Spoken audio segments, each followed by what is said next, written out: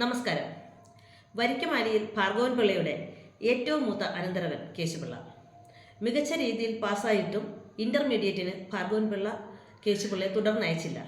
മറിച്ച് തൻ്റെ സ്വന്തം മകൻ കേശുപിള്ളയേക്കാൾ മാർക്ക് കുറവുള്ള ആളെ ഇന്റർമീഡിയറ്റിന് പറഞ്ഞയക്കുകയും കേശുപിള്ളയെ തനിക്കൊപ്പം കൃഷിക്കായി കൂടെ കൂട്ടുകയും ചെയ്യുന്നു.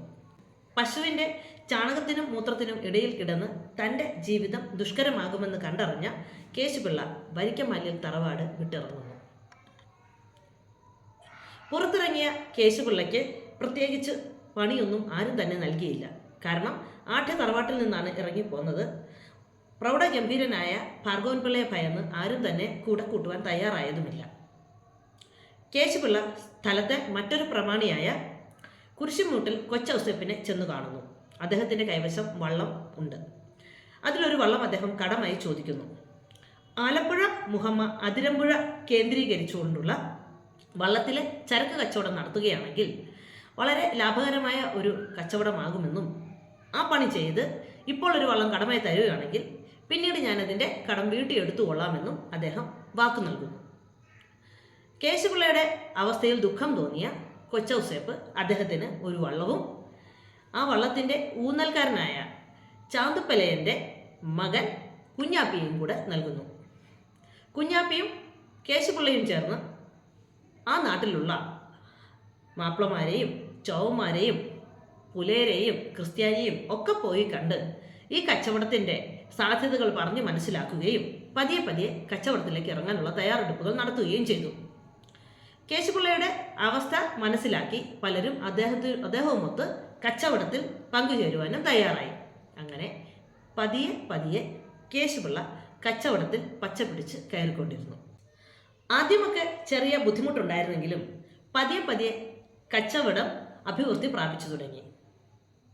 കൊച്ചൗസേപ്പുമായി അദ്ദേഹത്തിനുണ്ടായിരുന്ന കടം വീട്ടിയെടുത്തു. 4-5 ഏക്കർ പുരയിടം സ്വന്തമാക്കി. കച്ചവടവുമായി ബന്ധപ്പെട്ട് ആരെങ്കിലുമൊക്കെയായി എന്തെങ്കിലുമൊക്കെ ഇടപാടുണ്ടായിരുന്നെങ്കിൽ അതൊക്കെയും അദ്ദേഹത്തിന് വീട്ടിയെടുക്കുവാനായി സാധിച്ചു. വൈകുന്നേരങ്ങളിൽ കുഞ്ഞാപ്പിയുമൊത്ത് അടുത്തുള്ള ഷാപ്പിൽ പോവുകയും അവിടെയുള്ള ആളുകളുമായി വെടിവട്ടം പറഞ്ഞിരിക്കുകയും ഒക്കെ ചെയ്ത കേശുപിള്ള പണം കൈവശം വന്നു ചേർന്നെങ്കിലും താൻ വന്ന വഴി ഒട്ടും തന്നെ മറക്കുന്ന ആളല്ലായിരുന്നു.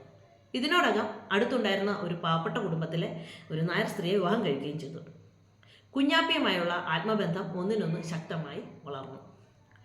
കുഞ്ഞാപ്പി കേശുപിള്ളയേക്കാൾ മൂത്തതാണെങ്കിലും കേശുപിള്ള അദ്ദേഹത്തെ കുഞ്ഞാപ്പി എന്ന് തന്നെയായിരുന്നു പേര് വിളിച്ചുകൊണ്ടിരുന്നത്. ഒരു ദിവസം കേശുപിള്ളയും കുഞ്ഞാപ്പിയും തമ്മിലുള്ള വർത്തമാനത്തിനൊടുവിൽ കേശുപിള്ള പറയുന്നുണ്ടായിരുന്നു, വരിക്കമാലി തറവാട്ടിൽ നിന്നും ഞാൻ ഇറങ്ങിപ്പോന്ന സമയത്ത് ഈ നശിച്ച ജാതിയും മതവും ഞാൻ അവിടെ ഉപേക്ഷിച്ചിട്ടാണ് പോന്നത്. എൻ്റെ ജീവിതത്തിൽ ഒരു കാലഘട്ടത്തിലും എന്നെ എൻ്റെ ജാതി സഹായിച്ചിട്ടില്ല. എൻ്റെ ജാതിക്കാരുമായും എനിക്ക് യാതൊരു സഹകരണവുമില്ലായിരുന്നു.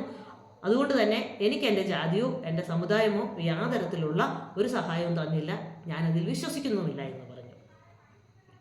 കേട്ടിരുന്ന കുഞ്ഞാപ്പി പെട്ടെന്ന് പറയുന്നുണ്ട്, ശരിയാണ്, വരിക്കമാലിയിൽ നിന്ന് നിങ്ങൾ ഇറങ്ങിയ സമയത്ത് നിങ്ങളുടെ ജാതിയും മതവും ജാതിവാലും ഒക്കെ നിങ്ങൾ ഉപേക്ഷിച്ച് കാണും. പക്ഷേ അതേ തറവാട്ട് പേരും അതേ ജാതിവാലും തന്നെയാണ് നിങ്ങളെ ഇപ്പോൾ ഈ നിലയിൽ എത്തിച്ചത്. ഇത് കേട്ടയുടൻ കേശുപിള്ള തിരിച്ചു ചോദിക്കുന്നുണ്ട്, അതെന്താടാ കുഞ്ഞാപ്പി നീ അങ്ങനെ ഒരു വർത്തമാനം പറഞ്ഞത്? ഞാൻ എൻ്റെ പരിശ്രമം കൊണ്ടാണല്ലോ ഇതൊക്കെ നേടിയെടുത്തത്. എൻ്റെ ജാതിയും മതവും ഒന്നും എന്നെ ഒരു തരത്തിലും സഹായിച്ചിട്ടില്ല. നീ എപ്പോഴെങ്കിലും കണ്ടിട്ടുണ്ടോ ഞാൻ എൻ്റെ ജാതിക്കാരുമായി കൂട്ടുകൂടി നടക്കുന്നത്? ഞാൻ ഇവിടെയുള്ള മാപ്പിളമാരുടെയും പുലേരുടെയും ബാക്കി എല്ലാ ആൾക്കാരുടെയും കൂടിയാണ് ഞാൻ സഹകരിച്ചതും ജീവിച്ചതും. എന്നെ ആരെങ്കിലും സഹായിച്ചിട്ടുണ്ടെങ്കിലും അവരൊക്കെ തന്നെ ഞാൻ ഇടപഴകിയതും അവരോടൊപ്പം തന്നെ. പിന്നെ എങ്ങനെയാണ് എന്നെ എൻ്റെ ജാതിവാല് സഹായിക്കുന്നത്? കുഞ്ഞാപ്പി അപ്പം ചോദിക്കുന്നുണ്ട്, നിങ്ങൾ വരിക്കമാലിയിൽ നിന്ന് ഇറങ്ങിപ്പോന്ന സമയത്ത് നിങ്ങളുടെ കയ്യിൽ ഉടുതുണിയല്ലാതെ മറ്റൊന്നും തന്നെ ഇല്ലായിരുന്നു. ആ സമയത്ത് എനിക്കാണെങ്കിൽ ആറ്റുപുറമ്പൊക്കിൽ ഒരു കുഞ്ഞു കൂരയെങ്കിലും ഉണ്ട്. പക്ഷേ നിങ്ങൾ ഇറങ്ങിച്ചെന്ന് കൊച്ചൗസേപ്പിൻ്റെ അടുത്ത് നിങ്ങളൊരു വള്ളം ചോദിച്ചപ്പോൾ ഒരു മടിയും കൂടാതെ കൊച്ചൗസേപ്പ് വള്ളത്തിൻ്റെ ഊന്നൽക്കാരനായ എന്നെയും നിങ്ങൾക്ക് തന്നു. കാരണം നിങ്ങൾ പറഞ്ഞ കാര്യം അദ്ദേഹം വിശ്വസിച്ചു. നിങ്ങൾ ഇപ്പോൾ ബുദ്ധിമുട്ടിലാണെങ്കിലും പതിയെ പതിയെ കച്ചവടം ചെയ്ത് ആ കടം വീട്ടിക്കൊള്ളാമെന്ന് നിങ്ങൾ പറഞ്ഞു. നിങ്ങളുടെ ആ വാക്കിന്മേലുള്ള ആ കൊച്ചൗസേപ്പിൻ്റെ വിശ്വാസത്തിൻ്റെ പേരാണ് ജാതി. നിങ്ങൾക്കെന്നെ അറിയാമല്ലോ, ഞാൻ പരിശ്രമശാലിയും അധ്വാനിയും ഒക്കെ തന്നെയാണ്. നിലത്ത് വീണ കാലണ ഞാൻ എടുക്കുക പോലും ഇല്ല. എങ്കിലും ഞാനായിരുന്നു അങ്ങനെ ചെന്ന് ചോദിക്കുന്നതെങ്കിൽ കൊച്ചൗസേപ്പ് എനിക്ക് വള്ളം തരില്ലായിരുന്നു. മാത്രമല്ല, നിങ്ങൾ ചെന്ന് ചോദിച്ചപ്പോൾ ഈ നാട്ടിലുള്ള ആൾക്കാരൊക്കെ അവരുടെ സാധനങ്ങൾ ചരക്ക് കടത്തുവാൻ വേണ്ടി നിങ്ങൾക്ക് വള്ളത്തിലേക്ക് സാധനങ്ങൾ തന്നിരുന്നു. എന്നാൽ മറിച്ച് ഞാനാണെങ്കിൽ ഈ നാട്ടിലുള്ളവർ അങ്ങനെ എനിക്കൊരു കച്ചവടം തരികയുമില്ല, കൊച്ചൗസേപ്പ് എനിക്കൊട്ട് വള്ളം കടമായിട്ട് തരികയുമില്ല. കാരണം ഞാൻ ഈ കച്ചവടം മുന്നോട്ട് കൊണ്ടുപോകുമെന്നോ അഭിവൃദ്ധി പ്രാപിക്കുമെന്നോ തിരിച്ച് ആ കടം വീട്ടിയെടുക്കുമെന്നോ ഇവിടെ ആർക്കും തന്നെ വിശ്വാസമില്ല. കൊച്ചൗസേപ്പിന് എന്നിൽ ഉള്ള ആ വിശ്വാസമില്ലായ്മയുടെ പേര് ജാതി തന്നെയാണ്. അതുകൊണ്ട് നിങ്ങൾ വരിക്കമാലിയിൽ നിന്നും ഇറങ്ങിപ്പോന്നപ്പോൾ ഉപേക്ഷിച്ചു പോന്ന ആ തറവാട്ട് പേരും നിങ്ങളുടെ പേരിനൊപ്പമുള്ള ആ ജാതിവാലും തന്നെയാണ് നിങ്ങളെ ഇന്നത്തെ നിലയിലാക്കിയതിന് പിന്നിലെ പ്രധാന ഘടകങ്ങളിൽ ഒന്ന്. അത് നിങ്ങളങ്ങ് സമ്മതിച്ചോണ്ടാ മതി എന്ന് കേശുപിള്ള അസന്നിഗ്ധമായി പറഞ്ഞു. കോട്ടയം സ്വദേശി ശ്രീ പ്രിൻസ് ഐമനം എഴുതിയ ചാരുമാനം എന്ന കഥയിലെ ഒരു ചെറിയ ഭാഗമാണ് ഞാൻ ഇപ്പോൾ ഇവിടെ പറഞ്ഞത്. ചാരുമാനം എന്ന വാക്കിൻ്റെ അർത്ഥം വള്ളത്തിൽ നിന്നും സാധനങ്ങൾ കരയിലേക്ക് ഇറക്കുന്നതിനുള്ള ചെരിഞ്ഞ പ്രതലം എന്നാണ്. കഥയിൽ ഈ വാക്കിന് വളരെയധികം പ്രാധാന്യമുണ്ട്. കാരണം ഏകദേശം പൂർണ്ണമായി ഈ കഥ വള്ളത്തിലെ സാധനങ്ങൾ കയറ്റിറക്കുന്നതുമായി ബന്ധപ്പെട്ട് തന്നെയാണ് ഇരിക്കുന്നത്. എന്നാൽ കഥാകൃത്ത് വളരെ വിദഗ്ധമായാണ് ചാരുമാനം എന്ന പേര് ഇതിന് നൽകിയിരിക്കുന്നത് എന്നുള്ളത് സൂക്ഷ്മമായി നിരീക്ഷിച്ചാൽ മനസ്സിലാകും. ജാതിയും ഇത്തരത്തിൽ ഒരു ചാരുമാനം പോലെ തന്നെ പ്രവർത്തിക്കുന്നുണ്ട്. ഏറ്റവും താഴെ തട്ടിൽ നിൽക്കുന്ന ഒരു വ്യക്തിക്ക് ജാതിയുടെ ചാരുമാനത്തിൽ കൂടി മുകളിലെത്താവുന്നതാണ്. അതേസമയം ഇതേ ചാരുമാനം താഴെ നിൽക്കുന്നയാളെ യാതൊരു തരത്തിലും മുകളിൽ എത്തിക്കാതിരിക്കുവാൻ ശ്രമിക്കുകയും ചെയ്യുന്നുണ്ട്. ജാതിയുടെ പ്രിവിലേജ് ഇടങ്ങൾ പരിശോധിക്കുകയാണെങ്കിൽ അത് വളരെ ശരിയാണെന്ന് നമുക്ക് മനസ്സിലാകും. പ്രിവിലേജ് ജാതി സമൂഹങ്ങൾക്ക് വളരെ എളുപ്പത്തിൽ തങ്ങളുടെ ക്വാളിറ്റി, തങ്ങൾ സംസ്കാര സമ്പന്നർ ആണ് എന്നൊക്കെ സ്ഥാപിച്ചെടുക്കുവാൻ അവരുടെ ജാതി പേര് മാത്രം മതിയാകും. എന്നാൽ മറിച്ച ഒരവസ്ഥ പ്രിവിലേജ് ഇല്ലാത്ത ജാതി സമൂഹങ്ങൾക്ക് ലഭിക്കുന്നതല്ല. പ്രിൻസ് ഐമനത്തിൻ്റെ ചാരുമാനം എന്ന ഈ കഥ കണ്ണൂർ യൂണിവേഴ്സിറ്റിയുടെ MA മലയാളം സിലബസിൽ ഉൾപ്പെടുത്തിയിട്ടുണ്ട്. അദ്ദേഹത്തിൻ്റെ തന്നെ പൊതിച്ചോർ നേർച്ച എന്ന കഥയും ഏറെ പ്രശസ്തമാണ്. മറ്റൊരു വീഡിയോയിൽ ഞാൻ അതിനെപ്പറ്റി പറയുന്നതാണ്. പ്രസ്തുത കഥ കാലിക്കറ്റ് യൂണിവേഴ്സിറ്റിയുടെ BA മലയാളം സിലബസിൽ ഉൾപ്പെടുത്തിയിട്ടുണ്ട്.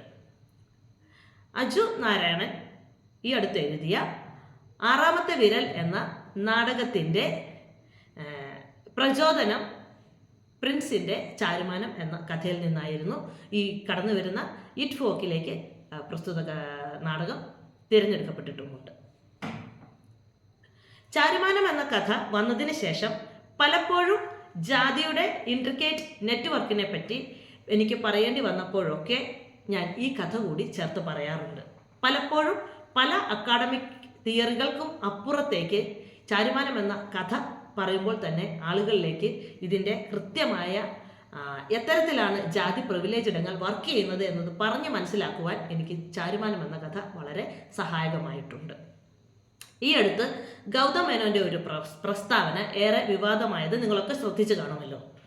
എൻ്റെ പേരിനൊപ്പമുള്ള മേനോൻ എന്നുള്ളത് ജാതിപ്പേരല്ല എന്നും അതെൻ്റെ പേര് തന്നെയാണെന്നും ജാതിയും മതവും ഒന്നും ഇപ്പോൾ അങ്ങനെ ഇല്ല എന്നും അതുകൊണ്ട് തന്നെ ജാതിയെ അഡ്രസ് ചെയ്തുള്ള സിനിമ വേണ്ട എന്നും അദ്ദേഹം അഭിപ്രായപ്പെടുന്നുണ്ടായിരുന്നു. ചാരുമാനം എന്ന കഥയിൽ കേശുപിള്ളയ്ക്ക് എത്തരത്തിലാണോ അദ്ദേഹത്തിൻ്റെ ആ വാൽ സഹായകമായത് അത്തരത്തിൽ തന്നെയാണ് ഗൗതം മേനോന് ഇത്തരത്തിലൊരു പ്രസ്താവന നടത്തുവാൻ ആ വാൽ സഹായകമായത് എന്നുള്ളത് തന്നെയാണ് അതിൻ്റെ കൃത്യമായ ഉത്തരം. അത് മനസ്സിലാക്കണമെന്നുണ്ടെങ്കിൽ ഗൗതം മേനോൻ എന്ന പേരിന് പകരം അദ്ദേഹം ഗൗതം വാസുദേവ് മേനോൻ ഗൗതം വാസുദേവ് മേനോൻ എന്ന ആ പേരിന് പകരം അദ്ദേഹം അവിടെ ഗൗതം ഇരുളൻ എന്നോ ഗൗതം നായാടി എന്നോ ഗൗതം പറയനെന്നോ ഗൗതം പുലേനെന്നോ ഒക്കെ ഒന്ന് ഉപയോഗിച്ചുകൊണ്ട് ഏതെങ്കിലും ഒരു പ്രൊഡ്യൂസറെ സമീപിക്കുക. പിന്നെ എന്താണ് സംഭവിക്കുന്നത് എന്ന് അപ്പോൾ നമുക്ക് മനസ്സിലാകും. മലയാള സിനിമ അല്ല, ഇന്ത്യൻ സിനിമയ്ക്കകത്ത് തന്നെ ഒരു കൃത്യമായ ജാതി കമ്പോളം ഉണ്ടെന്നുള്ളത് തിരിച്ചറിഞ്ഞതുകൊണ്ട് തന്നെയാണല്ലോ പുതിയ പുതിയ പല വ്യക്തികളും സിനിമാ രംഗത്തേക്ക് കടന്നു വരുമ്പോൾ അവരുടെ ഇനീഷ്യലുകൾ എടുത്തു മാറ്റിയിട്ട് അവിടെ ജാതിപ്പേര് തിരികെ കയറ്റുന്നത്. നമ്മുടെ ഇപ്പോഴത്തെ മുൻനിര നായകന്മാരായ നവ്യ നായർ, മഞ്ജു വാര്യർ ഇവരുടെ ഒന്നും പേരുകൾ സ്കൂൾ കാലഘട്ടങ്ങളിൽ ആ ജാതി പേരുകളോട് ചേർന്നുള്ളതല്ലായിരുന്നു. പക്ഷെ സിനിമയിലേക്ക് വന്നപ്പോൾ അവരെ കാസ്റ്റ് ചെയ്യപ്പെടുന്നതിന് മുൻപ് തന്നെ അവരുടെ ഈ ജാതി പേര് കൂടി അതിനോടൊപ്പം വിളക്കി ചേർത്തുകൊണ്ടാണ് അവരെ സിനിമ ഇൻഡസ്ട്രിയിൽ ഉപയോഗിച്ചത് തന്നെ. വിദ്യാബാലൻ എന്ന നായിക ലോഹിതദാസ് എന്ന സംവിധായകന്റെ അടുത്തേക്ക് ചക്രം എന്ന സിനിമയിൽ അഭിനയിക്കാൻ വന്നപ്പോൾ, ചക്രമാണോ ലോഹമാണോ എന്ന് എനിക്ക് കൃത്യമായിട്ട് ഓർമ്മയില്ല, അപ്പോൾ അവർ ഒരു ഇന്റർവ്യൂവിൽ പറയുന്നുണ്ടായിരുന്നു, ഇപ്പോഴത്തെ മാർക്കറ്റ് പേരിനൊപ്പം ജാതി പേർ ചേർക്കുന്നതാണ്. നിങ്ങൾ പാലക്കാട് അയ്യർ വിഭാഗത്തിൽ നിന്നുള്ള ആളല്ലേ, അതുകൊണ്ട് ഈ ബാലൻ എന്നുള്ള പേര് മാറ്റി അവിടെ അയ്യർ എന്ന പേര് ചേർക്കുകയാണെങ്കിൽ അപ്പോൾ നിങ്ങൾക്ക് കൂടുതൽ ദൃശ്യപരത കിട്ടുന്നതായിരിക്കുമെന്ന് പറഞ്ഞതായുള്ളൊരു വാർത്ത അന്ന് ഏറെ ചർച്ച ചെയ്യപ്പെട്ടിരുന്നു. പ്രസ്തുത ലോഹിതദാസ് മാർജിനലൈസ്ഡ് സമൂഹത്തിൽ നിന്നും ഉയർന്നു വന്ന സംവിധായകനായിരുന്നു. അദ്ദേഹത്തിന് അറിയാമായിരുന്നു ഈ പേര് എത്തരത്തിലാണ് ഒരു സാംസ്കാരിക കമ്പോളം നിർമ്മിക്കുന്നത് എന്നുള്ളതിൻ്റെ ഒരു ഉദാഹരണം കൂടിയായി നമുക്കിത് കാണാവുന്നതാണ്. പ്രസ്തുത സിനിമ നടന്നതുമില്ല. വിദ്യാബാലനാകട്ടെ അത്തരത്തിൽ ജാതിപ്പേര് ഉപയോഗിച്ചുകൊണ്ടുമായിരുന്നില്ല ആ സിനിമ സ്വീകരിച്ചതും. ചോദിച്ചപ്പോൾ അവർ പറഞ്ഞത് അങ്ങനെയല്ലല്ലോ സിനിമയിൽ നിൽക്കേണ്ടത് എന്നായിരുന്നു. അത്തരത്തിൽ ജാതിപ്പേർ ഇല്ലാതെ തന്നെ സിനിമയിൽ നിൽക്കാം എന്ന ആത്മവിശ്വാസം കാണിക്കുന്ന ആളുകളും ഇവിടെ ഉള്ളപ്പോഴാണ് ഗൗതം മേനോനെ പോലെയുള്ളവർ ഇത്തരത്തിലുള്ള പ്രസ്താവനകളുമായി കടന്നു വരുന്നത്. പ്രസ്തുത ലോഹിതദാസ് ആകട്ടെ ഒരു മാർജിനലൈസ്ഡ് കമ്മ്യൂണിറ്റിയിൽ നിന്ന് ഉയർന്നു വന്ന ഒരു സംവിധായകൻ കൂടി ആയിരുന്നു. ഞാൻ ഈ പറഞ്ഞ നായിക നടിമാരൊക്കെ തന്നെ അവരുടെ ചെറിയ പ്രായങ്ങളിൽ, അതായത് ടീനേജ് പ്രായങ്ങളിലാണ് സിനിമയിലേക്ക് വന്നത്. അവർ ഇവിടെ ഒരു ജാതി ഒരു ആയുധമാക്കി ഉപയോഗിക്കണമെന്നൊന്നും മനസ്സിൽ വിചാരിച്ചുകൊണ്ടായിരിക്കില്ല കടന്നു വന്നത്. പക്ഷേ അത് സ്വാഭാവികമായിട്ടാണ് ഇവിടെ ഒരു ദൃശ്യപരത നൽകുന്നത് എന്ന് തിരിച്ചറിയപ്പെട്ടുകൊണ്ട് തന്നെ അവരെ കാസ്റ്റ് ചെയ്ത വ്യക്തികൾ അവർക്ക് ഈ പേരിൻ്റെ കൂടെ ഇത് ചേർക്കുകയും പിന്നെ അതൊരു ട്രെൻഡായി ഇപ്പോൾ അത് മാറുകയും ചെയ്തിട്ടുണ്ട്. പഴയകാല നായിക നടിമാര് അവരുടെ പേരുകളാലാണ് കൂടുതലും അറിയപ്പെട്ടത്. എന്നാൽ ഇപ്പോഴുള്ള നടിമാർ മിക്കവരും ഇപ്പോൾ വരുന്നവരും ഒക്കെ തന്നെ, അത് സിനിമയിൽ മാത്രമല്ല മാധ്യമരംഗത്തും ഏതൊരു മേഖലയിലും ഈ ജാതി പേരുകൾ വളരെ ശക്തമായി ഉപയോഗിക്കപ്പെടുന്നുണ്ട് എന്നുള്ളത് നമുക്ക് കാണാവുന്നതാണ്. 2023 അംബേദ്കർ ജയന്തി ആഘോഷങ്ങൾക്ക് വേണ്ടി കാനഡയിലെത്തിയ ഡോക്ടർ രാജരത്ന അംബേദ്കർ തന്റെ ഉദ്ഘാടന പ്രസംഗത്തിൽ പറയുകയുണ്ടായിരുന്നു, ഇന്ത്യൻ സമൂഹങ്ങൾ വിദേശ രാജ്യങ്ങളിലേക്ക് പോകുമ്പോൾ അവർ അവരുടെ ലഗേജുകൾ പായ്ക്ക് ചെയ്യുന്നതിനൊപ്പം തന്നെ അവരുടെ ജാതി പേരുകൾ കൂടി പായ്ക്ക് ചെയ്ത് വയ്ക്കാറുണ്ട്.